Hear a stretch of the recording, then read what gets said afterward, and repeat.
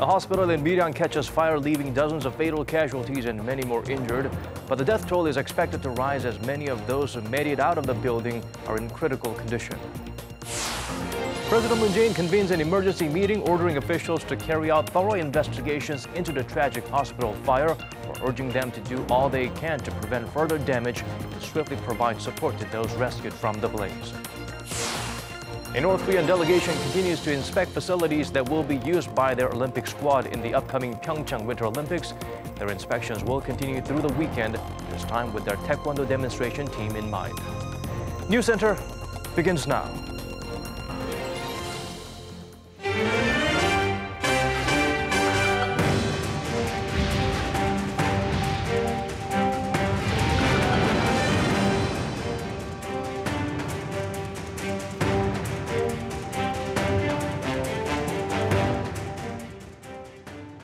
It's 8 p.m. here in Korea, coming to you live from our studio in Seoul. This is Arirang News Center. Welcome to our program. I'm Daniel Che. We begin with a deadly blaze that killed dozens and injured many others at a hospital in Miryang. We go live to our Cha Sang-mi at the site in Gyeongsang-namdo province. Sang-mi, do fill us in on what we have learned so far.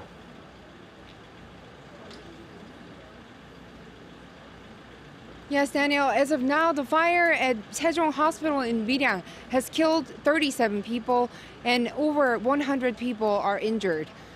The death toll, however, is likely to rise because some of the injured are in a critical condition. The fire first started at 7:30 in the morning, and it took about 2 hours for the firefighters to completely put it out. Some 200 patients were inside the building and the nursing home next to it at the time of the incident. Authorities here in Miryang believe the fire could have originated in the nurses' changing room near the emergency room on the first floor of the main building of Sejong Hospital. All 94 patients who were at the adjoining nursing home were safely evacuated. But elderly patients had a hard time moving, and some had to be carried on firefighters and hospital workers' backs. Now, Sang-mi, it hasn't been that long since the last time such a disaster took lives in the nation. Hopefully, our response this time showed some visible improvement. That's right, Daniel. It's been just over a month since another deadly fire in Jae-in, in a sports complex in Jae-in, that claimed 29 lives. Miryang is about 270 kilometers southeast of Seoul, and the hospital has been operating since 2008. Some 40 fire trucks and 2 helicopters were dispatched to put out the fire and rescue those inside the hospital, and people who sustained injuries were transferred to over 6 nearby hospitals. I was on my way home from work when I saw the smoke. When I got closer to the building, I saw people coughing and being evacuated. As for the response measures, investigators from the police and National Forensic Service have been dispatched to hold an on-site inspection. And the presidential office of Chung Hyeon said President Moon Jae-in convened an emergency staff meeting to address the fire. The Interior and Safety Ministry the Minister Kim Bu-kyum, flew to the area to oversee the response operations. Back to you, Daniel. All right, Sang-mi, thank you for those updates. Our hearts and prayers go out to the victims and those who are affected by the horrific incident. Moving on, the nation's top office went into crisis management mode following reports of the deadly incident. President Moon Jae-in convened an emergency staff meeting to discuss response measures. Moon Yeon has the latest. Shortly after the deadly blaze in the nation's southeast was reported, South Korea's President Moon Jae-in convened an emergency meeting of his senior aides and expressed regret over the blaze. He ordered his officials to provide necessary medical supports to those rescued to ensure there are no additional casualties. President Moon Jae-in ordered the Prime Minister to launch a thorough investigation and take measures to prevent similar fires in the future. He also called on his government to bring together capacities to swiftly contain the damages and provide support for those affected. The South Korean president also urged officials to make sure the cause of each death is accurately identified and thoroughly explained to their bereaved families. The Blue House has been operating in crisis management mode all day, monitoring in real time the situation and response measures to the deadly hospital fire in Miryang, only the latest in a string of tragedies that have heightened public concern over the country's safety standards. Just last month, 29 people were killed and 40 injured in a fire that gutted a sports center in a city roughly 120 kilometers southeast of the capital. Now, these latest series of accidents can't be good news for Mr. Moon Jae-in, who came into office back in May, pledging to make the country's institutions safer to a nation still reeling from the trauma of a 2014 sinking of a ferry that killed more than 300 people, most of them teenagers. But already with 2 major accidents on his record, how or even whether President Moon will be able to rebuild the South Koreans' eroded confidence in the country's public safety standards will be critical to a highly popular president who has been seeing his ratings slide slowly in recent weeks. Moon Gon-young, Arirang News, the Blue House. 2 deadly fires just 1 month apart. It's an urgent wake-up call that brings to attention the nation's lax fire safety. Our Han Daeun takes us back to some of the biggest such incidents that occurred across the nation over the last decade and what caused them. January 2008, a cold storage fire in Icheon, Gyeonggi-do Province. 40 dead, 10 injured. Cause of the fire, a flame ignition during electric welding. November 2009, a fire at an indoor shooting range in Sinchangdong, Busan. 10 dead. Cause of the fire, unknown. May 2014, a nursing home fire in Changsong County, Jeollanam-do Province. 21 dead, 8 injured. Cause of fire, presumed arson. October 2016, a tour bus fire on the Gyeongbu Expressway, Onyang intersection. 10 dead, 7 injured. Cause of fire, flat tire. December 2017, a fitness center fire in Jae-in, Chungcheongbuk-do Province. 29 dead, 40 injured. Cause of fire, flame ignition during installation of electric heating wires in the parking lot. And today, the hospital fire in Miryang, Gyeongsangnam-do Province, taking dozens more lives. Massive fires continue to break out across the country, especially in the dry, cold winter season, but it appears that fire safety measures haven't improved much over the last decade. The South Korean government did make efforts amending fire accident-related laws and strengthening disaster safety management. But experts say there are more imperative things that need to come before that. The responsibility and role of the manager's staff or the owner of the building are what's most important. They need to be strictly educated and trained so they can act promptly in emergency situations. The large disparity in the firefighting coverage between big and small cities is also pointed out as one of the critical reasons why fires keep claiming citizens' lives in all corners of Korea. Experts also say the screw needs to be tightened on fire safety regulations in all buildings. Han Daeun, Arirang News.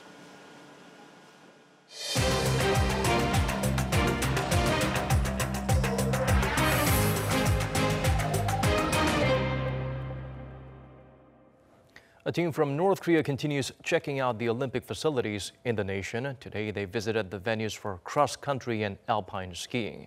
Here's day 2 of their inspections, courtesy of our Kim Young-gil. After spending their first day of a 3-day visit in South Korea inspecting facilities in Gangneung, the 8-member North Korean delegation is in PyeongChang on Friday. In the morning, they visited the International Broadcast Center and the accommodation facilities. In the early afternoon, they visited the PyeongChang Olympic Stadium where the opening and closing ceremonies of the 2018 PyeongChang Winter Olympics will take place. They also looked around the Alpensia ski resort venue for the cross-country skiing events. 3 North Korean athletes will compete in the cross-country skiing. The inspection team also checked out the Yongpyeong Alpine Center located in the PyeongChang Mountain Cluster, as 3 North Korean athletes will compete in alpine skiing. A total of 22 North Korean athletes will compete in 5 disciplines, making this the largest North Korean delegation in Winter Olympic history. On Saturday, the inspection team plans to check out accommodation facilities in Seoul for the 30-member Taekwondo demonstration team that Pyongyang agreed to send for the Games, as well as the concert hall of a local broadcasting station. They will head back to North Korea on Saturday afternoon. With the North Korean women's ice hockey team already in the south, other North Korean athletes are expected to arrive in South Korea on February 1st, while the archer will arrive on February 6th. cheerleaders, members of the Taekwondo demonstration team and journalists are scheduled to arrive on February 7th. Jae-in, Arirang News. North Korea is thoroughly preparing for an official military anniversary parade to be held on the eve of the Winter Games. That's according to Seoul's Unification Minister, who stressed inter-Korean dialogue before the Olympics is over will set the foundation for Washington-Pyongyang talks. Woo Jung-hee shares with us his remarks. On the eve of South Korea's long-anticipated PyeongChang Winter Olympics, North Korea could hold a, quote, intimidating military parade. That's what Seoul's Unification Minister Cho Myung-kyun said at a security-related forum on Friday. He said North Korea is very thoroughly preparing for its military foundation day slated for February 8th at Medium Airfield near Pyongyang. He said there's a high possibility this could be a threatening parade involving a large number of troops and weapons. Cho said Pyongyang celebrates the 70th anniversary of the regime's establishment this year, and therefore the leader Kim Jong-un could seek to solidify his leadership through the parade. The minister noted that the South Korean government is aware that once South Korea and the U.S. kick off their joint military drills, the current situation could change very quickly to another vicious cycle of provocations and sanctions like over past 2 years. And that's why it's key to have the current thaw in inter-Korean relations lead to a dialogue between Washington and Pyongyang before the Olympics wraps up in March. But Seoul and Washington are firm that the joint drills are only postponed, not halted. South Korea-U.S. joint military drills are to be held as normal after the Paralympics are over. The U.S. Joint Chiefs of Staff Director Kenneth McKenzie also told reporters that Seoul and Washington will avoid conflict during the Olympics, but will hold drills immediately after the completion of the Games. Woo Jung-hee, Arirang News. More discussions are scheduled for the possible amendment of Seoul-Washington free trade deal. Kim Ji-yeon sheds light on what's to come amid growing controversy over a U.S. decision that would hurt Korean manufacturers. Korea and the United States will hold a second round of talks next week on revising their free trade agreement. Korea's Ministry of Trade, Industry and Energy said Friday the talks will be held in Seoul for 2 days, starting next Wednesday. As with the first round of talks in Washington earlier this month, the South Korean side will be led by head negotiator Yoo Myung-hee and the U.S. side by her counterpart Michael Beeman. Korea is expected to bring up the surge in import restrictions in the U.S. and the new safeguard measures on washing machines and solar panels, while the U.S. is likely to push for more auto exports to Korea and a lifting of trade barriers. But it doesn't look like progress will come easy. It's going to be very hard to find common ground. The U.S. expects Korea to accede to its request and doesn't want to change its own stance. While Korea sought to right the wrongs of the one-sided, unfair portions of the Korean agreement, the Trump administration continues to ignore international norms and standards of promoting free trade. Korea's trade ministry has expressed regret over the new safeguard measures, which are slated to come into effect on February 7th. The ministry called them excessive and a clear violation of World Trade Organization regulations. It also noted the growing number of factories being built in the U.S. to create new jobs and boost economic growth. The ministry said it plans to come up with countermeasures in cooperation with Korean washing machine and solar panel manufacturers, which are expected to be hit hard by the new tariffs. The ministry has notified the WTO that it has asked the U.S. for consultations on the matter. Under the safeguard measures, a 20% tariff will apply to the first 1.2 million imported washers in the first year, and a 50% tariff will be imposed on any machines over that number. The tariffs will be reduced every year for 3 years down to 16% and 40% respectively. A 30% tariff will be applied to imported solar panels after the first 2.5 gigawatts in the first year, falling to 15% by the fourth year. Kim Ji-yeon, Arirang News. Now let's delve deeper into the issue of amending the country's constitution, with rival parties still locking horns over when to hold the vote and how to change the power structure. It's unclear whether a compromise can be reached in time. For the last of our three-part series, Kim Min-ji turned to some experts for their take on how the revision should be carried out. With the clock ticking and rival parties still far apart, it's unclear whether they'll come through with a deal. Although the major agenda has been changing the way power is constitutionally apportioned, some experts say a good start would be a partial revision, especially on areas that have a direct impact on people's lives. We're seeing the emergence of an information generation, meaning there needs to be a recognition of information-related rights. Another key issue in our society is the low birth rate and the elderly making up a growing section of the population. So there's a need for related rights there too. On top of that, after the candlelight protests last year, people have seen a need for a legal process for recalling lawmakers and those in top government positions. Also, a way for bills to be proposed directly by a majority of the people. Some also say the amendment process itself needs more involvement by the people. The amendments in the past were usually focused on increasing the power or extending the term of those already in authority. Now people are better informed and have an interest in what's going on. Although it's lawmakers that tabled the bill, they were elected by the people.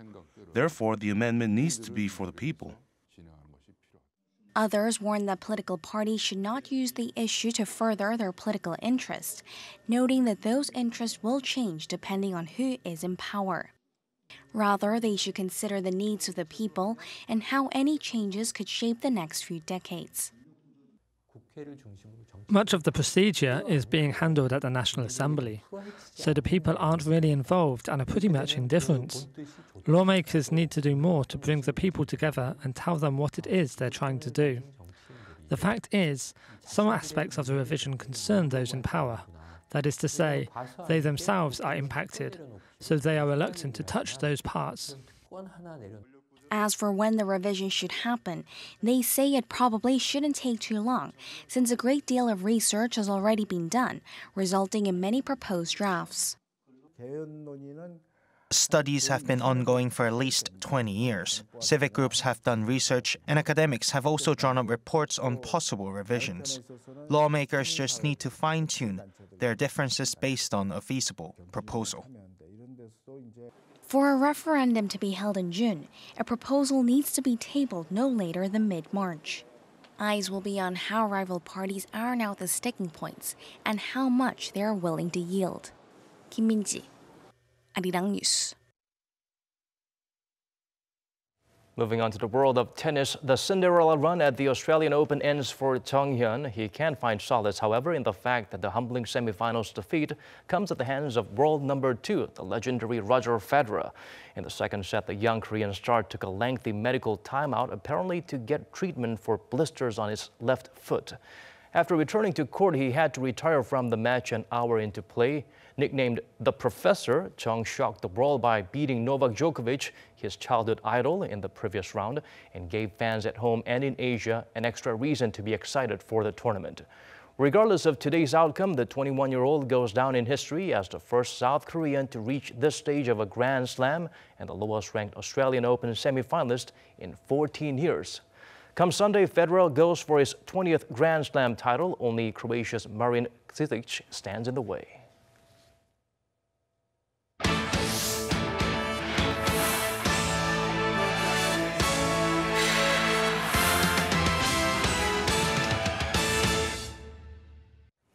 2 weeks left until the Winter Games kickoff. The torch relay wrapped up its fifth and final theme of peace at Goseong. Lee Ji-won followed the Olympic flame to the nation's northernmost region. I'm at the Unification Observatory in Goseong County, South Korea's most northeastern region. Behind me, just 3 kilometers away, is North Korea. The north and its famous Mount Kumgang can be seen from this spot. And to further highlight the theme of peace, the PyeongChang Olympic Torch Relay had its final tour of South's border at this symbolic place on Friday. The day's relay started with musical performances in front of the observatory, including one using the piano of unification, whose strings are made from barbed wire from the fence that separates South and North. The ceremony was to wish not just for a successful 2018 Winter Games, but for the reunification of the two Koreas. Despite the bone-chilling cold, people came to cheer for the torch and be part of the moment. The torch came to our country for the first time in 30 years and is passing through the northernmost regions. It's something that cannot be missed. I hope for the two Koreas to reunite soon. Like the previous relays along the border region, the torchbearers carry the torch on their bikes, conveying the message that South and North must work together like the two bike wheels to move forward. Though the torchbearers headed south, the path in the other direction is one of the 3 overland travel routes used to cross the inner Korean border. It was used for the first time in over 2 years this week, with the South Korean inspection team visiting the north to prepare for joint events leading up to next month's Winter Games. Friday's relay concludes the 5th and final theme of the Olympic Torch Relay, Peace. It comes at a significant time amid the most positive exchanges between the two Koreas in recent years. From the Inner Korean Transit Office in Paju all the way to Goseong's Unification Observatory, over the last 7 days, nearly 500 torchbearers have participated in lighting up the border that divides South and North. I'm very excited that the two Koreas are coming together for this Olympics, and I'm very honoured that I can play a part in it. I felt a strong sense of responsibility to successfully complete the relay. The torch will now head south to the rest of Gangwon-do province before finally arriving at the PyeongChang Olympic Stadium on February 9th. 이지원, Arirang News, Goseong. A very special exhibition featuring one of the mascots of the Winter Olympics is on. Different types of tiger artworks by artists from 3 East Asian countries are displayed. Kim Bo-kyun takes us to the event in Seoul. In celebration of next month's PyeongChang Winter Olympics, the National Museum of Korea has begun an exhibition Friday called Tigers in East Asian Art. It was organized jointly by Japan's Tokyo National Museum and the National Museum of China and features 145 paintings and artifacts from the 3 East Asian countries. Tigers have been considered a special part of their cultures since ancient times. The 3 neighbors, Korea, Japan, and China, all share the common belief that tigers had noble characteristics and the power to protect humans. This is one of the reasons why the tiger was chosen as the mascot of this year's Winter Olympics. This is the first time the museum has held a special exhibition focused on tigers in 20 years.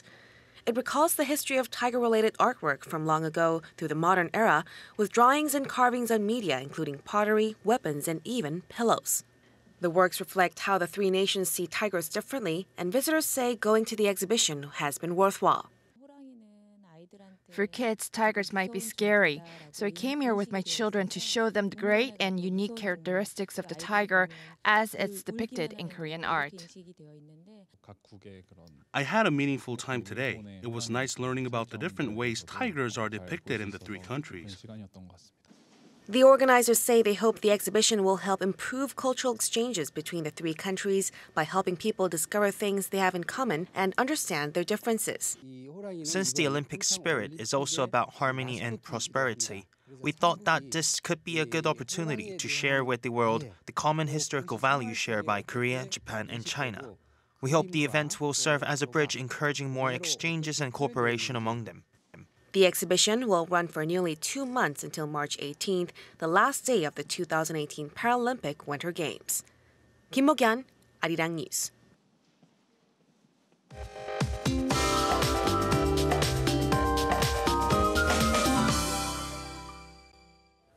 Time to turn to Michelle Bach at the Weather Center for the updates you need before planning your weekend. We've endured not freezing but Arctic conditions this whole week. Michelle, how is the forecast looking from here on?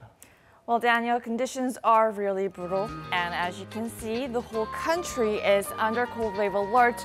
And in this weather like this, I can't stress enough to take precautions both at home and when you head outside. The weekend is now going to change a lot, unfortunately. Sunday's readings are looking quite promising compared to now, but those readings are still below seasonal averages.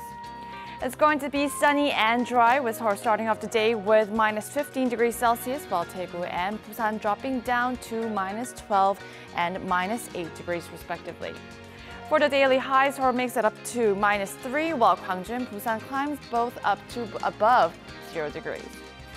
We'll continue to see the mercury hovering around -10 degrees during the first half of the week. But starting on Wednesday, conditions are expected to improve gradually. I'll leave you with the weather conditions around the world.